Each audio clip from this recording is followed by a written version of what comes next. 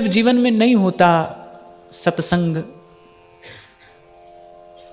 किसी सत्पुरुष का सानिध्य नहीं होता, तो जो संशयात्मिका बुद्धि जो है, ये कुछ इस प्रकार के कर्म में जीव को प्रवृत्त कराती है जिसका अंतिम परिणाम है घना मोहा अंधकार। जैसे अंधेरा घना हो तो आंख होने पर भी रास्ता नहीं सूझता ना, खबर नहीं पड़ती कहाँ जाना है, कहाँ पग धरना है।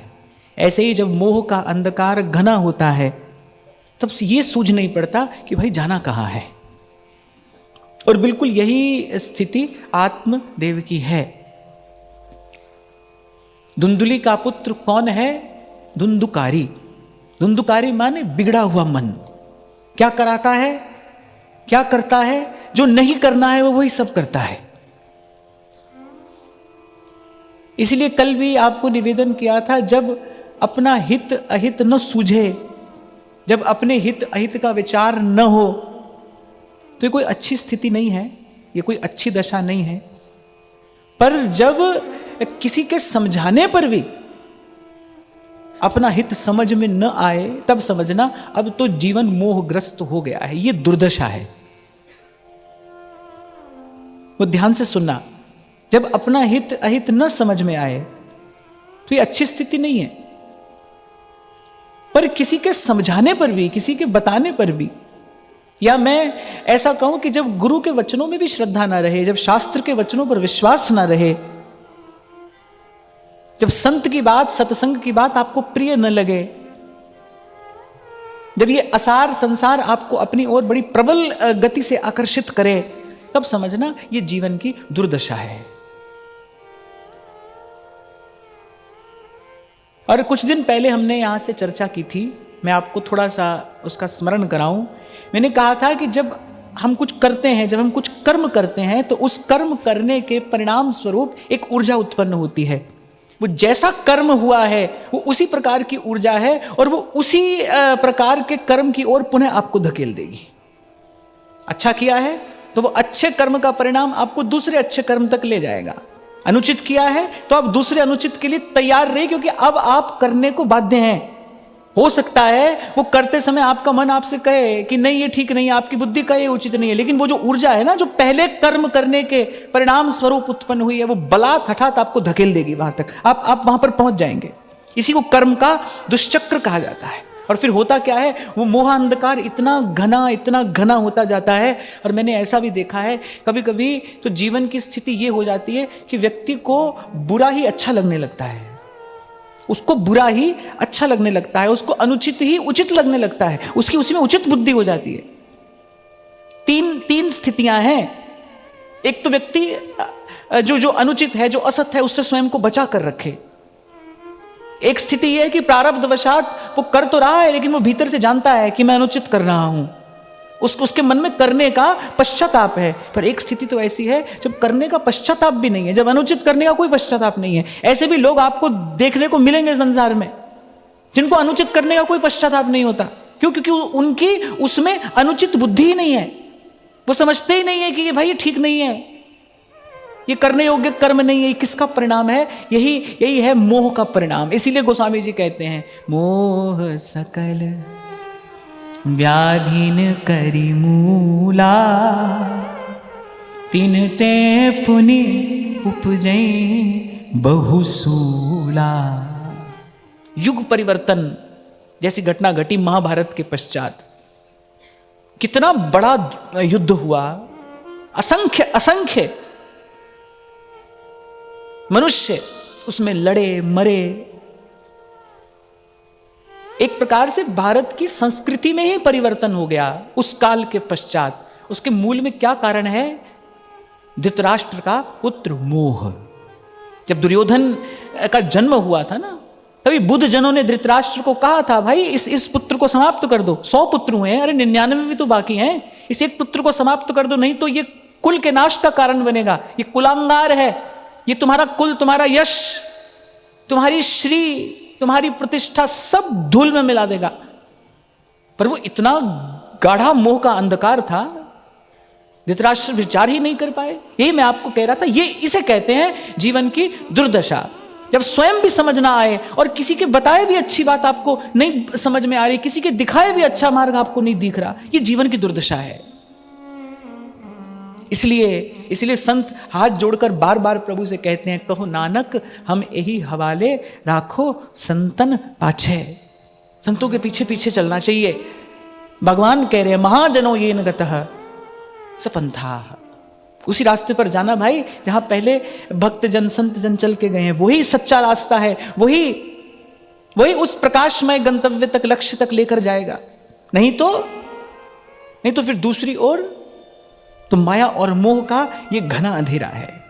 आज आत्मदेव को लग रहा है कि अरे उसी दिन उस संत की बात मान ली होती, उस संत ने मुझे कितना समझाया था, उस योगी उस तपस्वी ने मुझसे कहा था कि अरे ये अज्ञान छोड़ दे। कितनी पुत्रेषणा बढ़ गई थी मेरे मन में। कल मैं आपको सुना रहा था ना, आत्मदेव को लगता है कि अरे जीवन को धिक्कार है, उस कुल को धिक्कार है, मेरे मनुष्य होने को ही धिक्कार है अगर मेरी संतान नहीं है तो। उस तपस्वी तेजस्वी ब्राह्मण को ऐसा लग रहा है कि भाई इस जीवन का उद्देश्य एकमात्र संतान होना ही है। और किसी ने कहा है ना कि जब जीवन खत्म होता है तो जीने का ढंग आता है, और कभी कभी तो भाई वो भी नहीं आता है।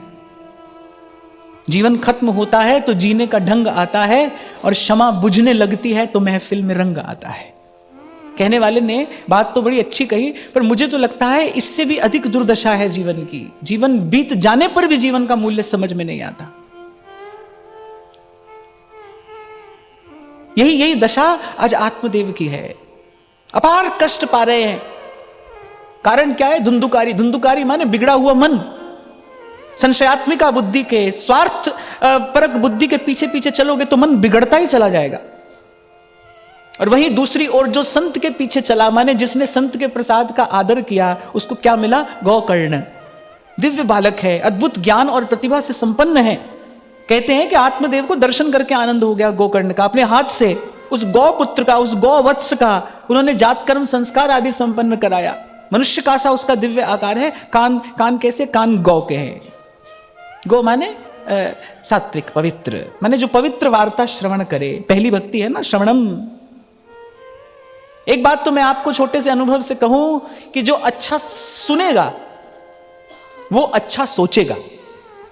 सरल से शब्दों में आपको कह रहा हूं, जो अच्छा सुनेगा वो अच्छा सोचेगा, जो अच्छा सोचेगा वो अच्छा समझेगा, और जो अच्छा समझेगा वो अच्छा करेगा। हम कहते हैं ना भाई, सोच समझ कर करना।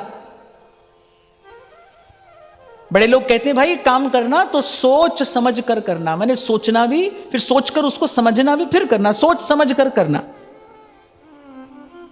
लेकिन अच्छा सोचने के मूल में क्या है? अच्छा सुनना। अच्छा सुनोगे तो अच्छा सोचोगे। कान के रास्ते जो विचार भीतर जाता है वो उत्पात भी कर सकता है, वो आलोक भी कर सकता है। गुरु का शब्द कान से ही तो जाता है भीतर। भीतर जाते ही वो जीवात्मा का स्वरूप बदल देता है, स्वरूपांतर होता है। गुरु का शब्द कान से भीतर जाते ही, संत का विचार भीतर जाते ही संसार छुड़ा देता है। अरे आया था हरि भजन को करी नरक की ठौर, संत की बात कान में गई, उसने सोचा। तीव्र बुद्धि वाला बालक होगा, सोचकर समझ भी गया, और बस सोच समझ कर दिया। क्या कर दिया? मुख मोड़ लिया संसार से और चल दिया भजन के मार्ग पर। तो अच्छा सुनोगे तो अच्छा सोचोगे। तो गोकर्ण कौन है? जो अच्छा सुनता है, जो पवित्र वार्ता का श्रवण करता है। इस प्रसंग के आरंभ में मैंने आपको कहा था, श्री सनकादिक की महिमा क्या है कि वो निरंतर भगवत कथा ही सुनते हैं, निरंतर भगवत कथामृत का ही पान करते हैं, भगवान का गुण ही सुनते हैं। ये जो भक्तमाल के आरंभ में मंगलाचरण किया गया कि भजवे को दोई सुघर कै हरि दास, इसका तात्पर्य यही है कि भक्त के मुख से भगवान की बात सुनते रहिए। यही है हरि और हरिदास का भजन, यही है हरि और हरिदास का सेवन। कै हरिदास भजवे को दोई सुघर, सुनते रहिए, आप अच्छा सोचने लगेंगे। मैं कई बार आपसे कहता हूं ना, ढूंढ कर निकाल कर दिखाओ कहां है संसार। अगर आप ढूंढने जाओगे ना तो आपको मिलेगा संसार। मिलेगा कहां? मिलेगा अपने विचार में संसार मिलेगा। और कहां है संसार? और तो कहीं नहीं है संसार।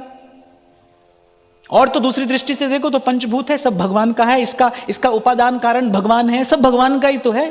संसार कहां है? संसार अगर आप ढूंढने जाओगे तो मिलेगा कहां? संसार मिलेगा अपने विचार में, वहां संसार है। विचार से व्यवहार होता है कि नहीं? जिसका जैसा विचार है उसका वैसा व्यवहार है। विचार से व्यवहार होगा और व्यवहार करते करते क्या होता है? व्यवहार करते करते वैसा संस्कार पड़ जाता है। और जब ये शरीर छूटता है ना, तो वो जो संस्कार है वो जीव के साथ जाता है, वो फिर उसके पुनर्जन्म का कारण बनता है। वो निश्चित करता है कि भाई ये जीव कहां जाएगा। वो जो संस्कार है, हम कहते हैं ना, जन्म लेते ही किसी बालक को भजन करना अच्छा लगता हो, हम कहते हैं भाई देखो छोटा सा बालक है और अभी से भगवान की पूजा करता है, अभी से भगवान की सेवा करता है। फिर कोई बुद्धजन अगर उसको देखता है तो कहते हैं भाई कोई संस्कारी जीव है। ये संस्कार जीव अपने साथ लेकर आता है ना, संस्कार नहीं छूटता है, संस्कार जीव के साथ जाता है, भगवान के धाम तक जीव के साथ जाता है। संस्कारी जीव भगवान के धाम तक जाता है। तो संस्कार के मूल में क्या है? व्यवहार है। व्यवहार के मूल में क्या है? विचार है। और विचार की शुद्धि कैसे होती है? श्रवण से विचार की शुद्धि होती है। विचार शुद्धि का एक उपाय है सत्संग। विचार शुद्धि की विधि है सत्संग। आपने अपने आसपास भी देख लीजिए, आपको महसूस होने लगेगा, आप अनुभव करेंगे। संतों के साथ रहने से क्या होता है? विचार ही तो शुद्ध होते हैं। क्या होता है? संत के साथ रहते रहते विचार शुद्ध होने लगता है, विचार में धर्म उतरने लगता है, विचार में धर्म उतरने लगता है। और जब विचार धार्मिक होते हैं, जब विचार में धर्म होगा, तब आपके व्यवहार में भी धर्म हो जाएगा। तो हम कह रहे थे सुनना, सुनकर सोचना, सोचकर समझना और फिर सोच समझकर करना। और जिसको इतना ज्ञान हो गया कि भाई सोच समझकर करना है, वो तो बड़े सहज में पार हो जाता है। सोच समझ कर ही तो नहीं करते हम, सोचा नहीं समझा नहीं, भाई संसार अपना है कि नहीं, लग बड़े संसार के पीछे। हम तुम्हारे तुम हमारे सोचा नहीं समझा नहीं कि बात ठीक है भी कि नहीं, ये बात बंधन में डालने वाली है या ये बात सुख देने वाली है, ना सोचा ना समझा और चल दिए। कल आपको छोटा सा उदाहरण दे रहा था ना मैं, कि जीवन भर पति पत्नी लड़ते हैं और फिर चाहते हैं पुत्र का विवाह हो जाए, पुत्री का विवाह हो जाए। ये क्या है? ये बिना सोच समझ कर किया हुआ आचरण ही तो है। जिस मार्ग पर आपका पैर फिसला है, आपसे आगे चलने वाले का फिसला, पीछे चलने वाले का फिसला, उसी पर आप अपनी संतान को डाल रहे हो। और माता पिता को लगता है कि हम बालक का हित कर रहे हैं। बहुत समय पहले मैंने जब भगवान आदि शंकराचार्य जी का चरित्र कहा था, तब मैंने बड़ी विनम्रता पूर्वक ये बात कही थी कि अगर संतान का कर्तव्य है कि वो माता और पिता की सेवा करे, तो फिर माता पिता का तो परम कर्तव्य है कि वो संतान को भगवत भजन का संस्कार दे। ये माता पिता का पहला कर्तव्य है। अधिकार से पहले कर्तव्य आता है। कर्तव्य का पालन किया है तो अधिकार के लिए पात्र लेकर किसी के द्वार पर नहीं जाना पड़ेगा। अगर आपने कर्तव्य का पालन किया है ना, तो आपको अधिकार की ना तो याचना करनी पड़ेगी और ना आपको अधिकार के लिए धरना प्रदर्शन करना पड़ेगा। कर्तव्य का पालन किया होगा तो अधिकार झोली में आकर गिरेगा और आपके लिए सुखद होगा। लेकिन यदि कर्तव्य का पालन नहीं किया है, फिर या तो आप याचना करेंगे अधिकार की, या फिर युद्ध करेंगे। यदि कर्तव्य पालन नहीं है जीवन में, तो फिर अधिकार पाने के लिए या तो याचना करनी पड़ेगी या युद्ध करना पड़ेगा। और दोनों में ही परिणाम स्वरूप अशांति है, सुख नहीं है। मांगने वाले को भी सुख कहां है? श्री गोस्वामी जी तो कहते हैं बोले मांगन मरे समान है। याचना करने वाले को कहां सुख है? मिल भी जाए उसको कोई वस्तु, किसी की कृपा से मिल भी जाए, तो भी भाई उसको सुख नहीं, क्योंकि वो भीतर से जानता है कि मैं तो याचक हूं। और ना युद्ध करने वाले को सुख है। स्वतः जो वस्तु मिलती है, प्रकृति जो देती है, उसी में सुख है। और प्रकृति अधिकार कब देती है? जब उसके मूल में कर्तव्य पालन हो। तो यदि माता पिता ये चाहे ना कि संतान सेवा करे, तो फिर उससे पहले उसको संस्कारी बनाइए। ये माता पिता का प्रथम कर्तव्य है। लेकिन ये सब विचार कब आते हैं? ये सब विचार किसकी कृपा से आते हैं? ये विचार आते हैं निश्चयात्मिक बुद्धि की कृपा से। जो निश्चयात्मिका बुद्धि है, वो ये विचारों की संपदा धारण करती है। उस बुद्धि का धर्म है सद्विचार धारण करना। धारण करने से धर्म बना है ना, वो बुद्धि ऐसे सद्विचार धारण करेगी। हो तो रो रहे हैं, बिलबिला रहे हैं आत्मदेव, क्व तिष्ठामि क्व गच्छामि को मे दुःखं व्यपोहये प्राणांस्त्यजामि दुःखेन हा कष्टं मम संस्थितम्। रो रहे हैं, कहां रहूं, कहां जाऊं, अब मैं कहां रहूं और मैं कहां जाऊं। अच्छा, एक और बात, आपके मेरे पास भी दो मन है ना, एक बिगड़ा हुआ मन भी है और एक सुंदर सरस मन भी आपके मेरे पास में है। दो मन है ना, आपके मेरे भीतर दो मन है। वो सुंदर मन नहीं होता तो यहां तक कैसे आते। मन बिगड़ा भी है, ऐसी जैसे आत्मदेव के एक प्रकार से दो पुत्र हुए ना, धुंधुकारी भी और गोकर्ण भी, ऐसे हमारे पास भी दो मन है। धुंधुकारी मन भी है हमारे पास और हमारे पास गोकर्ण जैसा मन भी है। तो जब बड़ा क्लेश हुआ जब आत्मदेव को, तब कौन निकट आया? तो गोकर्ण निकट आए। मन ही मिलावे राम से और मन ही करे फजीत। आप देखो बिल्कुल ये घटना घट रही है ना, यहां मन ही फजीत भी करा रहा है और मन ही राम से भी मिलाएगा। गोकर्ण आए, उपदेश दिया, पिता को उपदेश दे रहे हैं, गुरु के स्थान पर बैठकर पिता को उपदेश दे रहे हैं। और संतान का वास्तविक कर्तव्य यही है। ये जो कहा जाता है ना, भाई संतान नहीं होगी तो हमारा उद्धार कौन कराएगा, उद्धार कौन कराएगा। पर एक बात मैं आपको आज भी कहूं और आगे भी कहूंगा, मरने के बाद उद्धार नहीं होता भाई, मरने के बाद उद्धार नहीं होता। उद्धार हुआ तो जीते जी होगा, मरने के बाद नहीं होगा। मरने के बाद कुछ भी करते गाते रहिए, कम से कम मेरी तो उसमें कोई श्रद्धा नहीं है। किसी को बुरा लगे अच्छा लगे, पर उन सब क्रियाओं में मेरी कोई श्रद्धा नहीं है। मेरी श्रद्धा तो संत की बात में है। संत कह रहा है, कबीरा जीते भेंटिए मुए मिले न राम, लोहा माटी मिल गया पारस का क्या काम। मैं उस दिन आपसे कह रहा था ना, एक समय होता है जब मां बालक का ध्यान रखती है, फिर एक समय आता है जब बालक अपनी मां का ध्यान रखता है। तो पहले माता बालक को संस्कारी बनाए और फिर ऐसा संस्कारी बालक हो जो वृद्धावस्था में अपने माता और पिता को सद्मार्ग पर चलने की प्रेरणा देता रहे, ऊर्जा देता रहे, उत्साह देता रहे। संसार में भाई आप मानो न मानो, स्वीकारो न स्वीकारो, पर संसार में वास्तविक हितैषी तो वही है ना जो भजन के मार्ग पर ले जाए। दूसरा कौन है बताओ? संतों ने तो बिल्कुल कहने में संकोच नहीं किया। ध्रुवदास जी वृंदावन शतलीला में कहते हैं ना कि भाई जो भजन में बाधक बन रहा है वो हमारा अपना और हितैषी कैसे हो सकता है। आप देखिए, सबसे पहले तो यहां दर्शन होता है श्री मीराबाई सा के मर्यादित जीवन का, कि कितना कष्ट उन्होंने ससुराल में पाया। पति रहे नहीं, ससुर रहे नहीं। ससुर भी भगवान के धाम को चले गए, पति भी भगवान के धाम को चले गए, लेकिन उसके बाद भी कितना मर्यादित उनका आचरण है कि उन्होंने घर से बाहर पग नहीं धरा। पहले गोस्वामी जी को पत्र लिखा कि ऐसी ऐसी स्थितियां यहां पर हैं, आप मुझे आज्ञा दीजिए, मुझे क्या करना चाहिए। चलना चाहती तो चल देती, वो तो भगवान की भक्ता है, नित्य सिद्ध भक्ता है, उनको कहां किससे भय है, किसी से कोई भय नहीं। पर भक्त जब यहां रहता है ना, यही बात मैं आपको 2-3 दिन पहले भी कह रहा था कि भाई हम प्रभु के हैं, ये बात हमारे जीवन में, हमारे जीवन से प्रकट होनी चाहिए। कितने उच्च आदर्श की स्थापना मीराबाई सा करती हैं, गोस्वामी जी से पत्र लिखकर पूछ रही हैं, अनुमति ले रही हैं, मैं क्या करूं। अपनी ओर से यह भी नहीं कहा कि मेरी ये इच्छा है कि मैं घर से चली जाऊं ना, उन्होंने कहा कि ऐसी ऐसी स्थिति है, मन थोड़ा असहज हो रहा है, ये लोग भी मुझसे प्रसन्न नहीं है और मुझे भी यहां कोई विशेष प्रसन्नता नहीं है। क्यों? क्योंकि भजन नहीं हो पा रहा है। इन सब की जो क्रियाएं हैं बार बार मेरे भजन भाव में विक्षेप उत्पन्न कर रही हैं, आज्ञा दीजिए मुझे क्या करना चाहिए। तब गोस्वामी जी कहते हैं, जाके प्रिय न राम वैदेही, तजिए ताहि कोटि बैरी सम, यद्यपि परम सने। तो हितैषी तो वही है भाई जो भजन के मार्ग पर ले आए।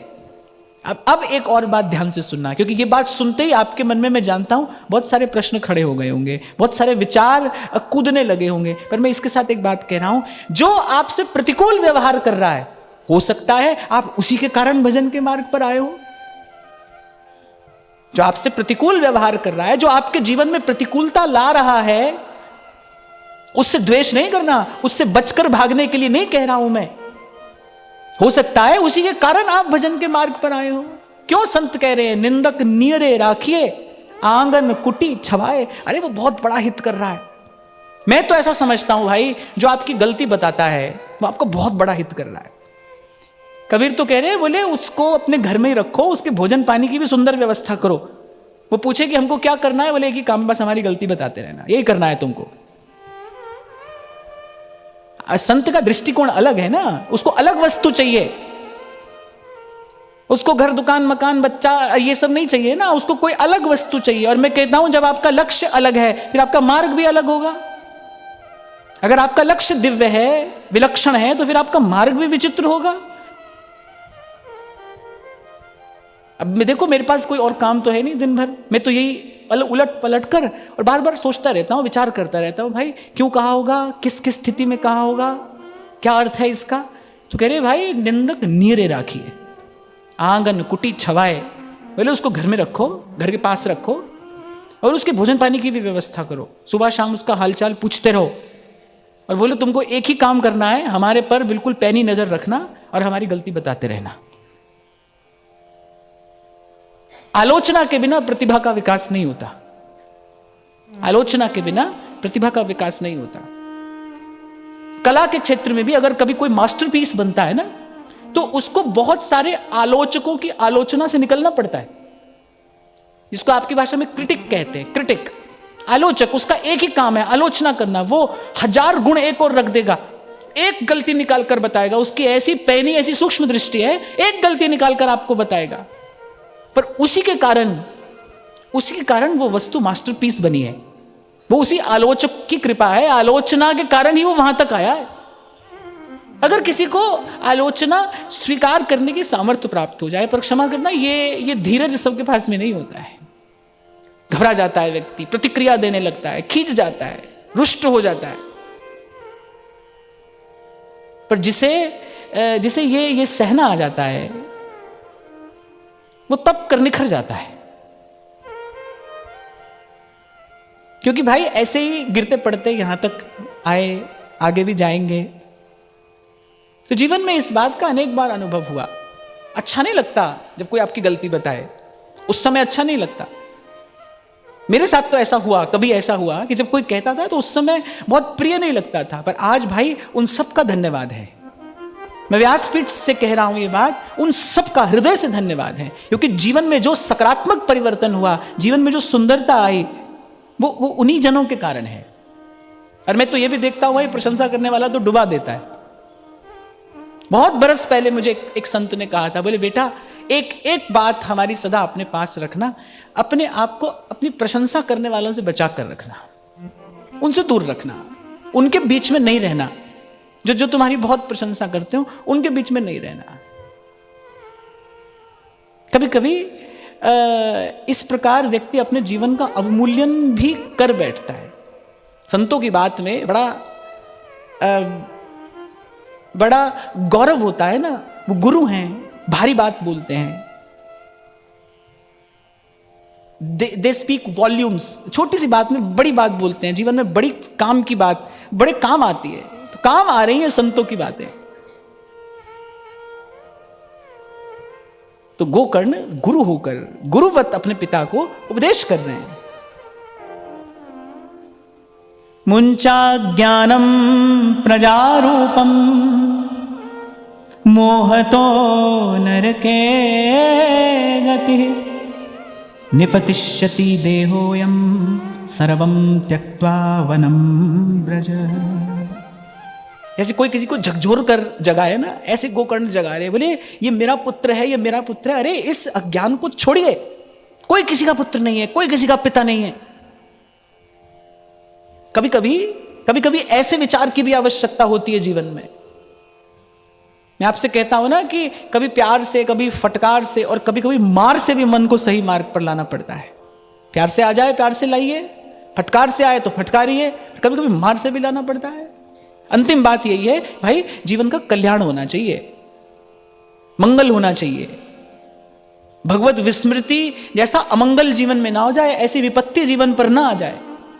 तो उसने कहा अरे आप बार बार कह रहे हैं मेरा पुत्र, मेरे पुत्र ने क्या किया, मेरे पुत्र ने क्या किया। बस यही मोह ही आपके सारे क्लेश का कारण है। छोड़िए इसे, मुंच ज्ञानम, बोले इस ज्ञान को छोड़िए। न चेन्द्रस्य सुखम किंचिन्न सुखम चक्रवर्तिनः सुखमस्ति विरक्तस्य मुनेरेकांत जीविनः। बोले पिताजी, ना इंद्र को सुख है, ना किसी चक्रवर्ती सम्राट को सुख है, किसी को सुख नहीं है यहां पर। आत्मदेव को लगने लगा वो जो पुराना संस्कार था, मैंने कहा ना संस्कार लुप्त नहीं होता, थोड़ी देर के लिए सुप्त हो जाता है पर लुप्त नहीं होता, जाएगा नहीं संस्कार कहीं। इसलिए जिससे संस्कार का निर्माण हो रहा है उस प्रक्रिया पर ध्यान देने की आवश्यकता है। संस्कार कहीं नहीं जाएगा, भगवान के धाम तक आपके साथ रहता है वो। क्योंकि आत्मदेव ने आरंभ में बड़ा तपस्वी जीवन व्यतीत किया था, धर्म का पालन किया था, सद्धर्म पर चले। जीवन बिगड़ा क्यों? कुसंग से बिगड़ा, गलत संग हुआ तो जीवन बिगड़ गया। ये कथा, ये घटना कुछ ये भी संकेत करती है, कितना भी श्रेष्ठ जीवन क्यों ना हो पर कुसंग से बिगड़ ही जाएगा, बिगड़ेगा, उसमें विकार उत्पन्न हो ही जाएगा। एक जल का पात्र आपने भरा है कि आप अब उससे अपने प्रभु को स्नान कराएंगे। मैं तो कई बार आपसे कहता हूं ना, गंगा जल में कोई मदिरा मिला दे तो गंगा जल भी ग्रहण करने योग्य नहीं होता। अरे मिलाने की बात छोड़ दीजिए, हमने पात्र में जल भरा है कि हम प्रभु को स्नान कराएंगे, उस पात्र से कोई मदिरा की खाली बोतल स्पर्श करा दे तो भी वो जल प्रभु को निवेदन करने योग्य नहीं रहता। इतने कुसंग से भी तो भी अब वो योग्य वस्तु नहीं है।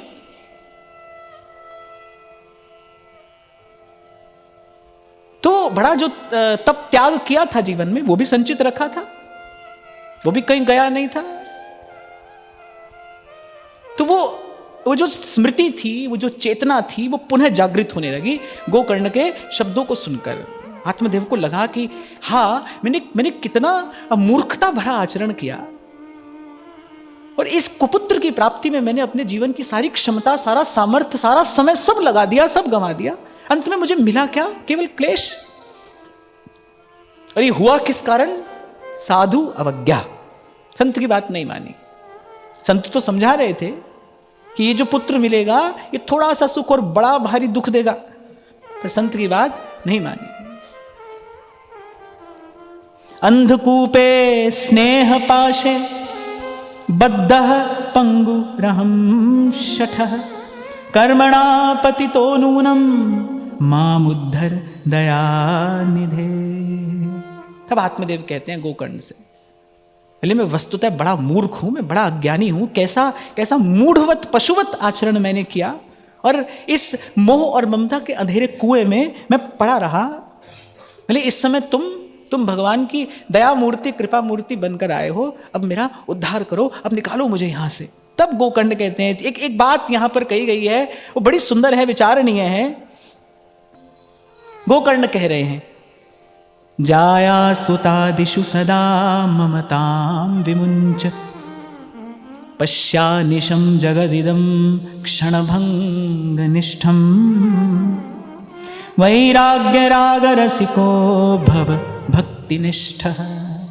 कहते हैं जागते सोते दिन रात इस बात का विचार करते रहिए कि भाई ये जो दिखाई दे रहा है, ये जो आज है, ये रहेगा नहीं।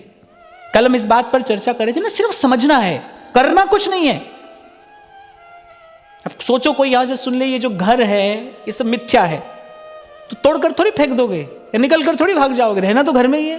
पर समझ लेना है भाई कि ये घर है किस लिए है? सदुपयोग करने के लिए है।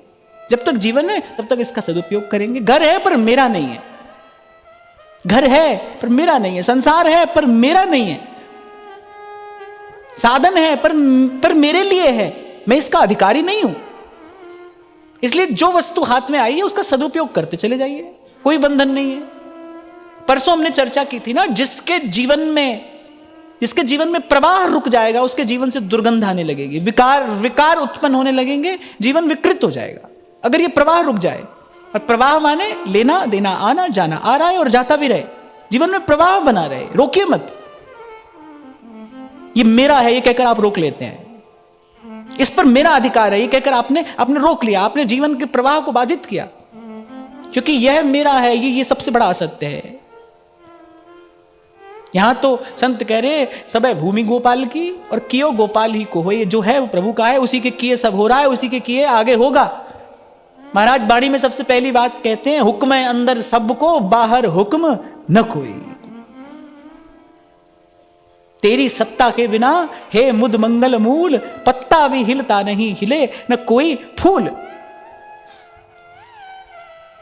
तो समझ लीजिए, दो गोकर्ण कहने लगे कि पिताजी दिन रात, इसी शब्द का प्रयोग किया, बोले दिन रात इस संसार की क्षण भंगुरता का विचार करते रहिए। अच्छा, प्रभु तो कृपा करके कराते हैं, प्रभु संसार की अनित्यता का बोध आपको बार बार कराते हैं, पर जब ज्ञान और वैराग्य पड़े थे ना अचेत, आंख खोलते हैं फिर सो जाते हैं, आंख खोलते हैं फिर सो जाते हैं, हमारे भी ज्ञान वैराग्य की यही दशा है ना, आंख खुलती है फिर सो जाते हैं, खुलती है फिर सो जाते हैं। प्रभु तो बार बार आपको दिखाते हैं कि देखो ये कैसे रेत का महल है, अभी कैसे चमचमा दमदमा रहा था, इस पर ध्वजा लहरा रही थी और एक ठोकर लगी काल की और देखो सब धूल में मिल गया। प्रभु तो बार बार इसका बोध कराते हैं। वो बोलचाल की भाषा में कहते हैं ना, समझने वाले समझ गए, जो साधु है, जो बुद्ध है, जो विवेक की है, वो तो इस घटना को घटते देखकर समझ गया है, भाई ये तो सब ऐसे बन रहा है, ऐसे बिगड़ रहा है, कुछ है नहीं, है पर कुछ है नहीं, जगत सब सपना।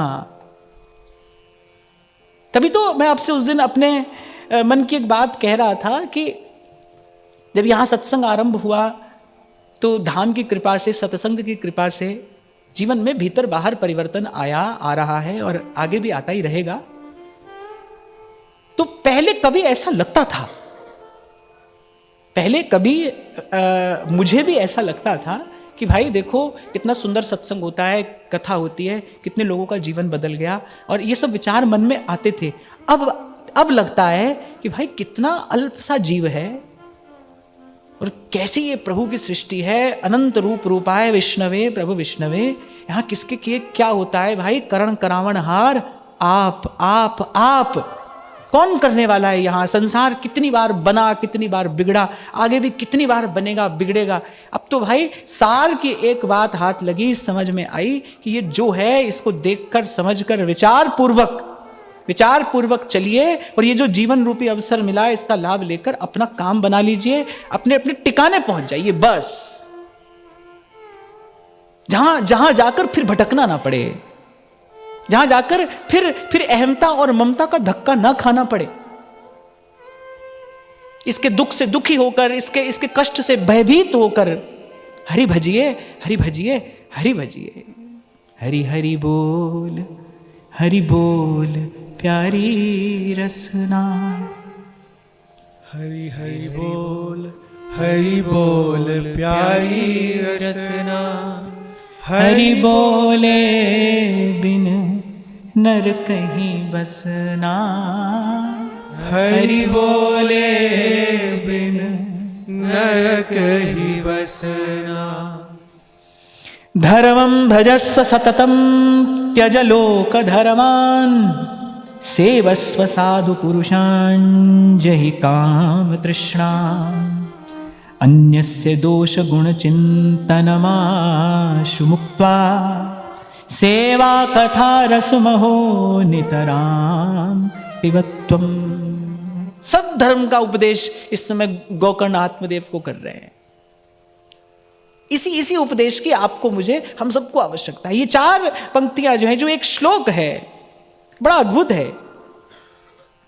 सबसे पहले तो कहते भगवत भजन ही सबसे बड़ा धर्म है। धर्मम भजस्व सततम, श्री हरि का सतत भजन करिए, अहनिस हरि जी सुमिरिए। आज बड़ा पावन, बड़ा पवित्र दिन है, श्री रैदास जी महाराज का प्रागट्य उत्सव है। रैदास जी महाराज कहते हैं अपनी वाणी में, रैदास रात ना सोइए, दिवस ना करिए स्वाद, अहनिस हरि जी सिमरिए, छाड़ सकल बकवाद। धर्मम भजस्व सततम, सतत श्री हरि का भजन करिए, यही सद्धर्म है, यही परम धर्म है, यही जीव मात्र का एकमात्र धर्म है। आपसे उस दिन मैं कह रहा था ना, अपने आप को स्त्री समझो तो फिर धर्म कुछ और है, पुरुष समझो तो भजन कुछ और है। अगर आप अपने आप को प्रभु का समझते हो फिर धर्म कुछ और है, प्रभु का समझते हो तो फिर एक ही धर्म है, हरि भजिए।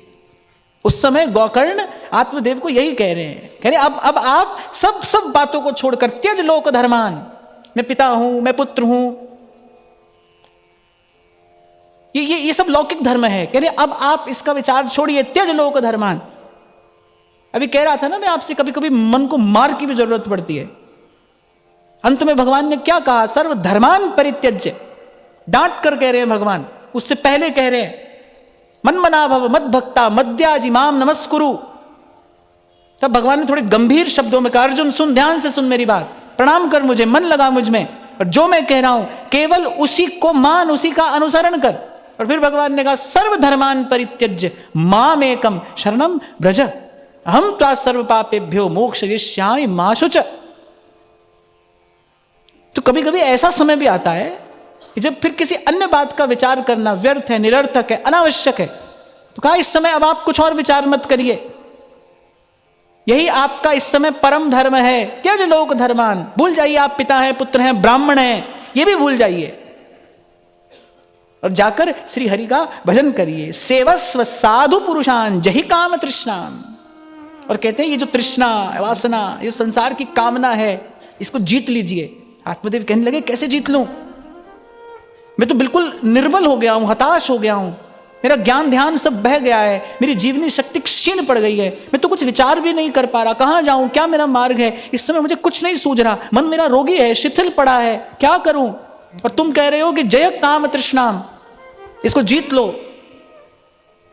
तो गोकर्ण उपाय भी बता रहे हैं, सेवस्व साधु पुरुषान, पहले संतों के पास रहिए, साधु पुरुषों का सेवन करिए। आप संत का सेवन करते करते सकाम से निष्काम हो जाएंगे। संत के पास रहकर ही संसार की वासनाओं को जीता जा सकता है। संसार की वासना जो है उसका पराभव केवल संत और गुरु की कृपा से ही होता है। अंधकार गुरु मंत्र उजारा, गुरु के संग सगल निस्तारा, गुरु का शब्द न मेटे कोई, कह नानक नानक हरि सोई। एक और बात भी गोकर्ण कहते हैं, सावधान करते हैं आत्मदेव को, अन्यस्य दोष गुण चिंतनम आशु मुक्त्वा। बोले अब किसी के गुण दोष का विचार भी मत करिए, छोड़िए धुंधुकारी क्या कर रहा है, क्या किया आपने जीवन में, क्या किया आपकी पत्नी ने जीवन में, क्या किया। बोले ये सब बातें अब छोड़िए, अब इसका समय नहीं है। बोले अब किसी के गुण दोष का विचार न करिए। अब तो ऐसा जीवन हो आपका कि सपने में भी न बिसरे नाम। अब तो जागते सोते बस संसार की अनित्यता का विचार करके कि पानी केरा बुदबुदा और मानुष की जात, कि भाई बस जीवन अब समाप्त हुआ, अब समाप्त हुआ, अब समाप्त हुआ, अंतिम क्षण है ये, बना लीजिए इसमें अपना काम। कोई क्षण जीवन का भजन के बिना न जाए, ऐसा प्रयास करिए। और कह रहे एकमात्र सेवा कथा रसमहो नितराम पिबत्वम। कह रहे प्रभु की सेवा और प्रभु की कथा, संतों के मुख से भगवत कथा, और कथा के प्रसाद स्वरूप मिला सेवा और सुमिरन। मैंने सत्संग और सेवा सुमिरन की त्रिवेणी में गोता लगाते रहिए। ज्ञान हो गया आत्मदेव को। मैंने जो ये गोकर्ण रूपी जो ये मन है ना, यही मिलाएगा यही मिलाएगा। देखो भाई, आनंद तो तभी है जब मन मान जाए। किसी भी संबंध की स्वीकृति क्या किसी बाहरी क्रिया से होती है? नहीं होती है। विवाह की क्रिया संपन्न हो जाए लेकिन अगर मन स्वीकार न करे तो क्या उस संबंध में सुख है? नहीं है। संबंध की स्वीकृति किसी बाहरी क्रिया पर आश्रित नहीं है, उसे किसी बाहरी क्रिया की अपेक्षा भी नहीं है। हो तो अच्छी बात है, नहीं हो तो भी मन यदि स्वीकार कर ले, मन यदि स्वीकार कर ले तो संबंध स्थापित हो जाता है। मन ही मिलावे राम से। इसलिए मैंने कहा कि इस कथा का मर्म, इस कथा का अर्थ विचारें कि आत्मदेव के दो पुत्र हैं, धुंधुकारी भी है और गोकर्ण भी है। धुंधुकारी मरकर प्रेत होता है। प्रेत कौन होता है? आकुल व्याकुल, भूखा प्यासा, कष्ट पाता और दूसरे को कष्ट देता जो भटक रहा है, वही प्रेत है ना। प्रेत क्या होता है? किसी ने देखा है? नहीं देखा है। अरे सभी के घर है फिर भी किसी ने नहीं देखा है। सबका मन प्रेत ही है। जब तक भगवान नहीं मिले तब तक मन प्रेत ही है, भटक ही तो रहा है। आकुल व्याकुल, भूखा प्यासा, स्वयं भी कष्ट पा रहा है, दूसरे के भी कष्ट का कारण बन रहा है, भटक रहा है। ये प्रेत ही तो है। गोकर्ण कथा सुनाकर पहले ज्ञान देकर अपने पिता का उद्धार करते हैं। देखो बड़ी बड़ी बड़ी सुंदर घटना यहां घट रही है। गोकर्ण ज्ञान देकर पहले अपने पिता का उद्धार करते हैं और फिर जब धुंधुकारी मरकर प्रेत होता है, अब ऐसा मन जो है ये उसका अंतिम परिणाम क्या है? मन भटकेगा। मैं कभी कभी, क्योंकि मैं यहां बैठता हूं तो मुझे सबका दर्शन होता है, कभी एक आध बार कोई ऐसा व्यक्ति भी यहां पर आकर बैठ जाता है जिससे 5 मिनट भी एक आसन में स्थिर होकर नहीं बैठा जाता। वो यहां हिलेगा, वहां ऐसे डुलेगा, इधर देखेगा उधर देखेगा, आगे देख रहा है पीछे देख रहा है, तो खबर पड़ जाती है भाई ये कितना अस्थिर मन का व्यक्ति है, इसकी चेतना कितनी अस्थिर है। यानी उस व्यक्ति पर क्रोध नहीं आता है, केवल उसकी दशा का विचार किया जाता है कि देखो कितना अस्थिर मन व्यक्ति है। तो ऐसा जो मन है ना वो प्रेत ही है। तो पहले वो आत्मदेव को वन में भेजते हैं कि जाइए भगवान का भजन करिए, छोड़िए ये सब झूठ है। लेकिन देखो वो कितने दयालु हैं, फिर वो धुंधुकारी का भी उद्धार करते हैं। मानिए बुरा मन जो है, ये प्रेत जैसा जो मन है, ये कहां जाएगा? मेरे जो भला मन है ना, ये उसको भी प्रभु में जाकर मिला देगा, इसका भी उद्धार करा देगा, इसका भी उद्धार हो जाएगा। ये भी जाकर प्रभु के चरणों की सन्निधि प्राप्त करके शीतल हो जाएगा, संतुष्ट हो जाएगा। फिर क्या रह जाएगा? केवल आनंद रह जाएगा। तो ये श्रीमद् भागवत का महात्म्य जो कहा गया, कहां से आरंभ हुआ? कि भक्ति व्याकुल है क्योंकि ज्ञान वैराग्य अचेत पड़े हैं, रुग्ण हैं वो। आज विश्राम का दिन है इस सत्र के, तो एक बार पहले का पाठ दोहरा लेना चाहिए। ज्ञान और वैराग्य, ज्ञान अर्थात अर्थ पंचक का ज्ञान, 5 चीज का ज्ञान। और वो 5 चीज क्या है? स्वस्वरूप का ज्ञान, पर स्वरूप का ज्ञान, उपासना में साधक वस्तु का ज्ञान, उपासना में बाधक वस्तु का ज्ञान और उपासना के फल का ज्ञान। और हमारे लिए वैराग्य क्या है? जिन भेसा मारा साहेब रीझे, जिन भेसा मारा साहेब रीझे, सोई भेस धरूंगी मैं तो बैरागण हूंगी, बाला मैं तो बैरागण हूंगी। सील संतोष धरूं घट भीतर, समता पकड़ रहूंगी, और जाको नाम निरंजन कहिए वाको ध्यान धरूंगी। मीरा के प्रभु गिरधर नागर, मीरा के प्रभु गिरधर नागर, साधा संग रहूंगी मैं तो बैरागण हूंगी, बाला मैं तो बैरागण हूंगी, बाला मैं तो बैरागण हूंगी। तो वो ज्ञान और ये वैराग्य। हाँ, पर चिंतन हमने इस सत्र में यहां से आरंभ किया था। ज्ञान और वैराग्य पुत्र हैं, भक्ति जननी है। और माता के सामने यदि पुत्र शिथिल पड़ा हो, कष्ट में हो, तो माता कभी प्रसन्न नहीं रह सकती।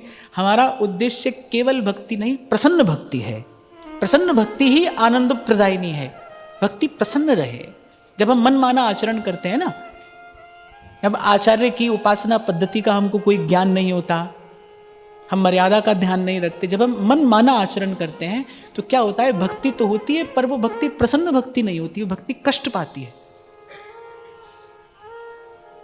पूर्व भी यहां से एक बार मैंने संकेत किया था कि जैसे लिए लिए घूमते हैं लोग ठाकुर जी को, आजकल खूब देखता हूं मैं, लिए लिए डोल रहे हैं और न स्थान का विचार है, न समय का विचार है, न शुद्धता का विचार है, न पवित्रता का विचार है। देखो ध्यान देना, भगवान आचार्यों की कृपा से सुलभ हो गए हैं, पर भगवान सस्ते नहीं हैं।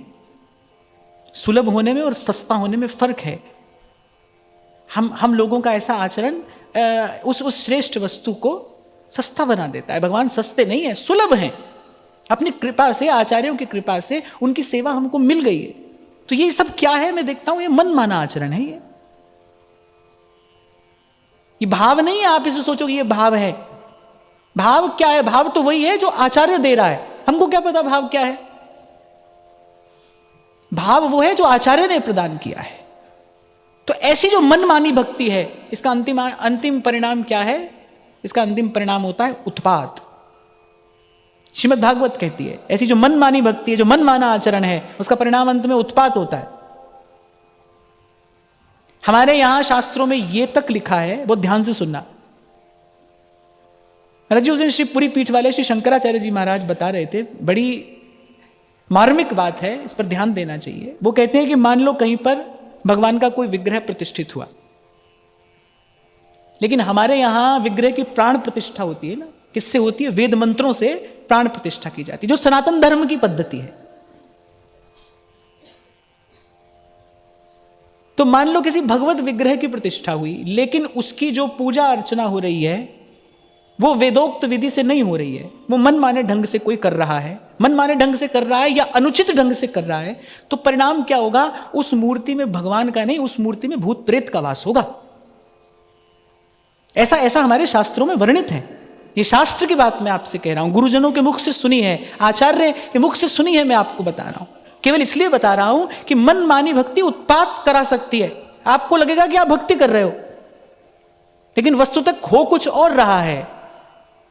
इसलिए बार बार आपसे कहा जाता है, भाई गुरुजनों के पीछे पीछे रहना, जो गुरु से सुना है, हमारा वही धर्म है, उसी का पालन करना है, उसी अनुशासन को अपने जीवन में लाना है।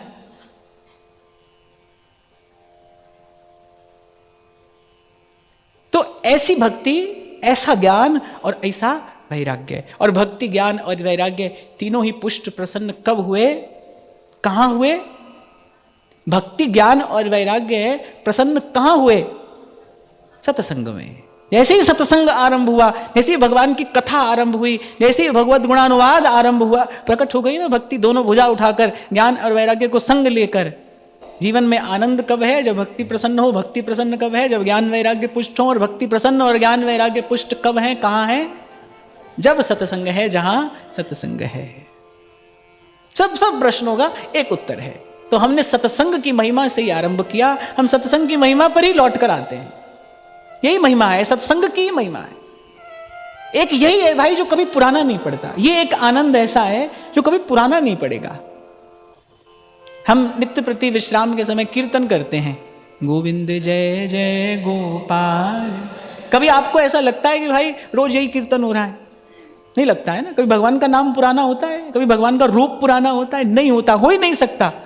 दिने दिने नवम नवम, यही तो सबसे बड़ा आश्चर्य है। ये सबसे पुराने हैं। इस सारे अस्तित्व में सबसे पुराना कौन है? श्री कृष्ण सबसे पुराने हैं, उनसे पुराना और कोई नहीं है। वो सबसे पुराने हैं, लेकिन वो नित्य नित्य नवीन है। हर दिन नए हैं, हर क्षण नए हैं।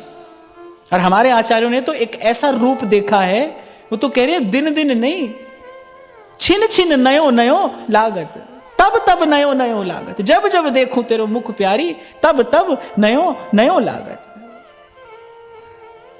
तो ये है जो कभी पुराना नहीं पड़ेगा। ये नित्य नवीन है, नित्य शुद्ध है, नित्य पवित्र है और जीवन को शुद्ध बुद्ध मुक्त कर देने वाला है।